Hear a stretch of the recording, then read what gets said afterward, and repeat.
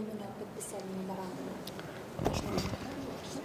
Ну, меморандум вот, сейчас подписали Конституционным судом Киргизской Республики. Господин председатель подписал, мы давно к этому готовились, потому что между нашими судами и по сей день очень хорошие, тесные контакты, дружественные контакты. Мы продолжаем те традиции, которые заложили наши президенты. И, естественно, Конституционный суд, суды тоже к этому стремятся. И этот меморандум направлен на улучшение наших отношений, на укрепление наших отношений.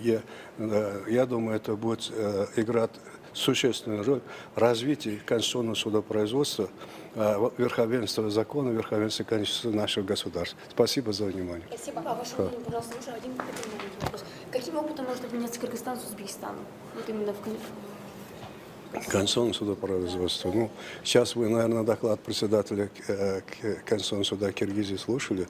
Очень большой опыт Конституционный суд Киргизии накопил за это время. Например, конституционная жалоба граждан очень интенсивно работает в этом направлении Конституционный суд. Еще один аспект там. Абстрактная конституционная жалоба называется. Вот сегодня председатель его суд раскрыл.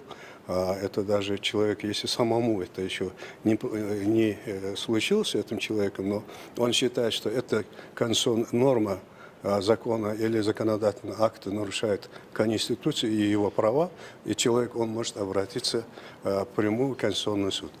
Такой институт мы сейчас тоже думаем ввести в законодательство Республики Узбекистан, изучаем опыт. Вот, естественно, сегодняшняя встреча тоже направлена на изучение опыта других стран, потому что здесь вы послушали сегодня несколько председателей Конституционных судов европейских стран, там очень большой опыт накоплен.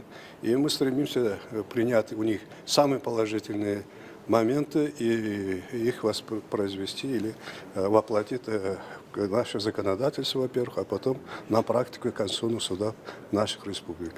Большое спасибо.